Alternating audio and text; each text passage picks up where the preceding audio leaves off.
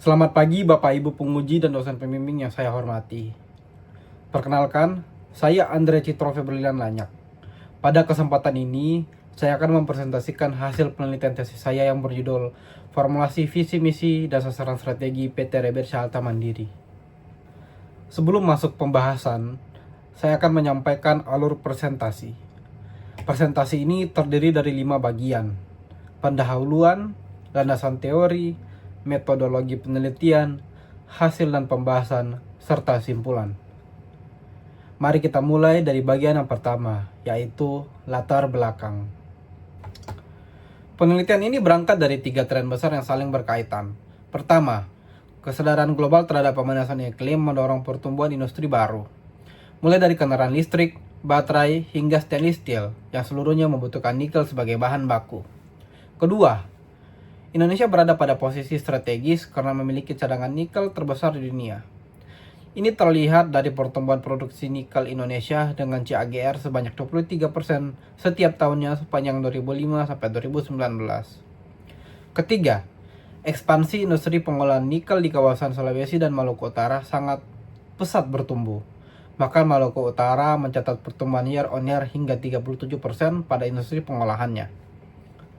Pertumbuhan ini mendorong pertumbuhan sektor pendukung, termasuk distribusi bahan bakar industri, tempat PT Reber Syalta Mandiri atau PT RAM beroperasi sebagai agen resmi Pertamina Patra Niaga. Namun di balik menunggangi pertumbuhan volume bisnis yang pesat ini, PT RAM ternyata belum memiliki fondasi strategis yang formal. Selama ini, keputusan bisnis banyak bertumbuh pada inisiatif dan intuisi pemilik, tanpa visi, misi, dan strategi yang terstruktur. Kondisi ini menjadi tantangan nyata ketika perusahaan memiliki ambisi untuk memperluas jangkauan pasar ke wilayah baru. Pemilik tidak dapat selalu ada untuk mengambil keputusan, dan ketergantungan pada keputusan pemimpin dapat menyebabkan terhambatnya suatu keputusan diambil. Dari sini muncul rumusan masalah penelitian ini. Fondasi strategis merupakan aspek krusial bagi ambisi dan keberlanjutan PT RAM. Visi, misi, dan sasaran strategi diperlukan sebagai panduan agar ekspansi pasar dapat diwujudkan secara terencana dan terukur, tanpa terus-menerus membebankan pemimpin dalam pengambilan keputusan, sehingga fondasi strategis dapat menjadi patokan dalam pengambilan keputusan tiap anggota perusahaan. Berdasarkan rumusan masalah tersebut, penelitian ini menjawab 4 pertanyaan. Pertama, bagaimana kondisi lingkungan eksternal dan internal PT RAM, serta alternatif strategi yang dapat diidentifikasi melalui analisis TOWS. Kedua, bagaimana rumusan visi dan misi PT RAM. Ketiga, sasaran strategis dan target kinerja apa yang dapat mendukung pencapaian visi dan misi tersebut.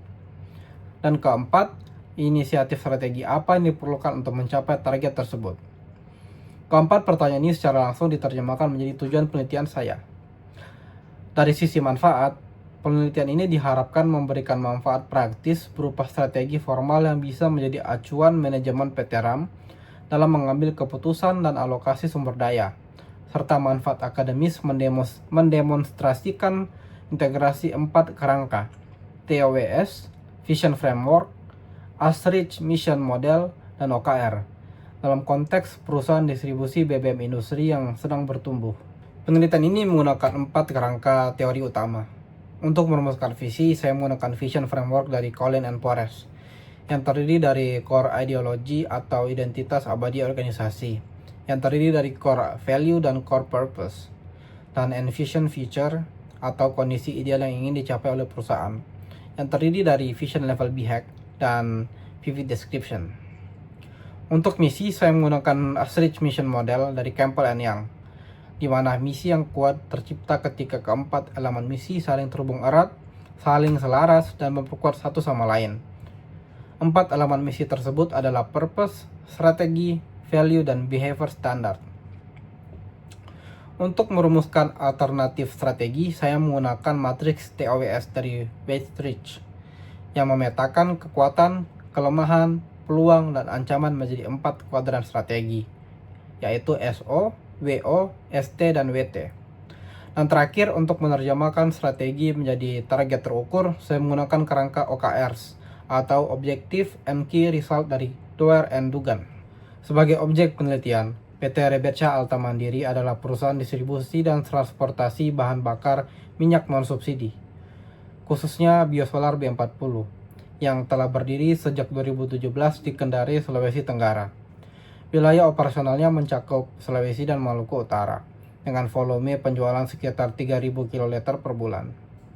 Didukung oleh 23 unit armada mobil tangki, segmen pelanggan utamanya adalah kontraktor tambang, pemilik IUP, dan kawasan industri. Penelitian ini menggunakan pendekatan kualitatif dengan paradigma interpretatif dan desain naratif.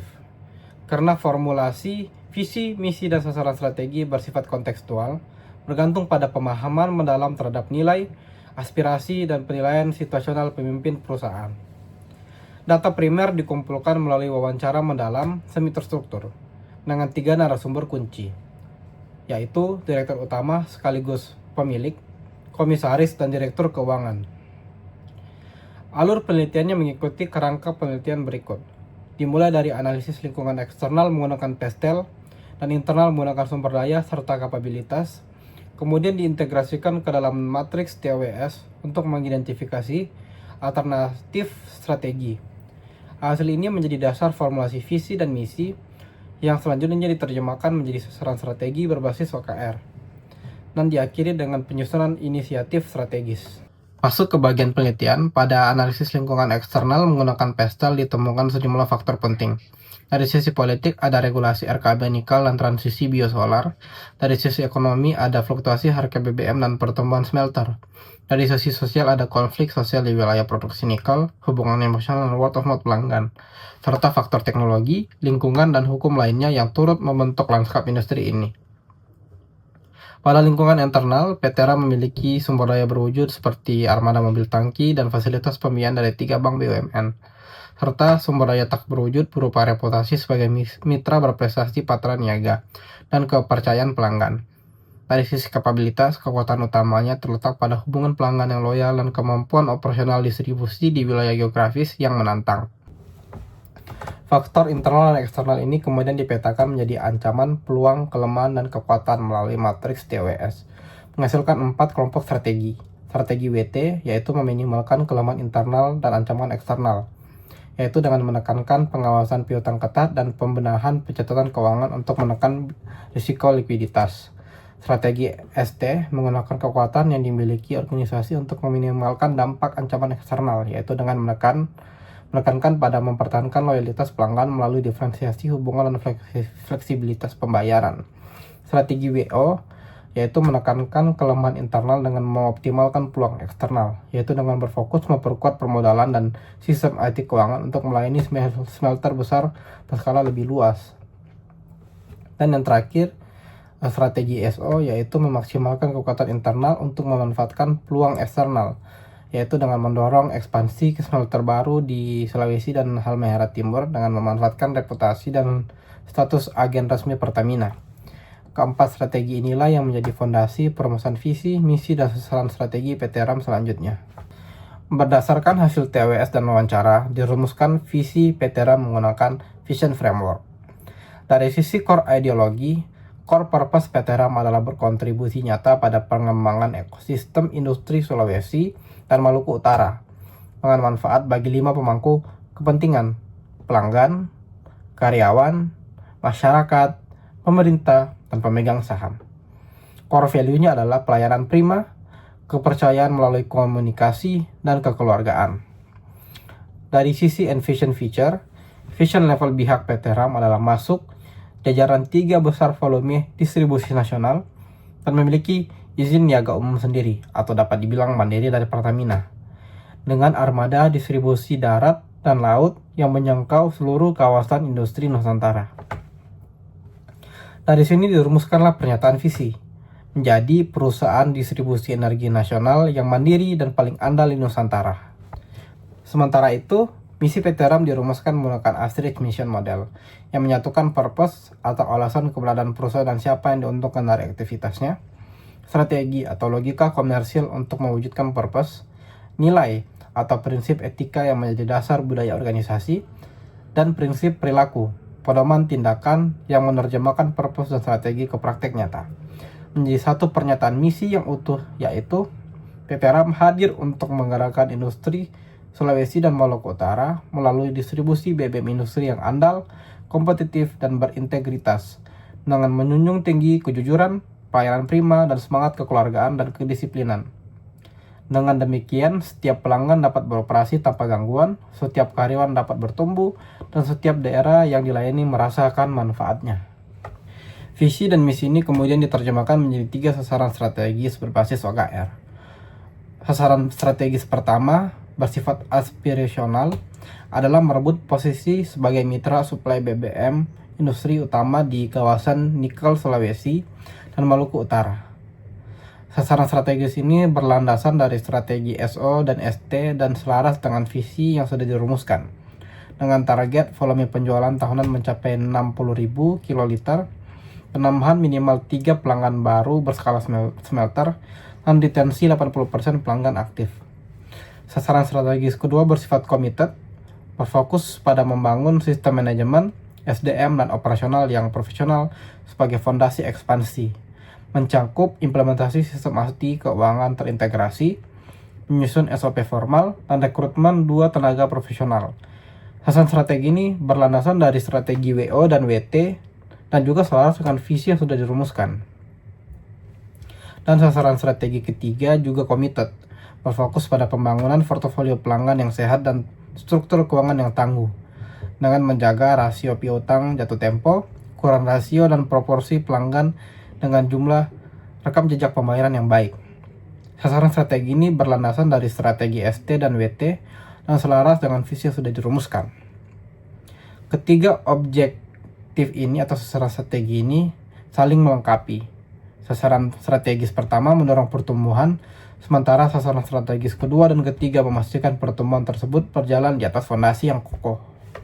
Untuk mencapai ketiga sasaran strategis tersebut, dirumuskan inisiatif strategis yang konkret di setiap key result. Misalnya, pemetaan potensi pelanggan baru dari data IUP aktif, penyusunan roadmap implementasi sistem IT bertahap, hingga sistem monitoring piutang secara real-time dengan mekanisme eskalasi. Inisiatif-inisiatif ini menjadi jembatan nyata antara kondisi PT RAM saat ini dengan target jangka panjang yang tertuang dalam visi. Sebagai penutup, penelitian ini telah menjawab 4 pertanyaan penelitian. Memetakan kondisi lingkungan PT RAM, merumuskan visi dan misi, menetapkan sasaran strategis berbasis OKR, serta menyusun inisiatif strategis sebagai jembatan menuju target jangka panjang. Penelitian ini memiliki 2 keterbatasan. Pertama, data hanya bersumber dari internal perusahaan sehingga berpotensi menghadirkan bias. Kedua, penelitian ini baru sampai pada tahap formulasi, belum mencakup implementasi dan evaluasi. Oleh karena itu, saya menyarankan kepada praktisi PT RAM untuk segera menerapkan sasaran strategis ini di rencana kerja, dengan memprioritaskan fondasi internal yang bersifat committed OKR, serta melakukan review kemajuan rutin tiap kuartal. Untuk peneliti selanjutnya, disarankan melengkapi analisis dengan perspektif eksternal langsung dari pelanggan, kompetitor, dan mitra perusahaan. Demikian presentasi yang dapat saya sampaikan. Terima kasih atas perhatian Bapak Ibu sekalian.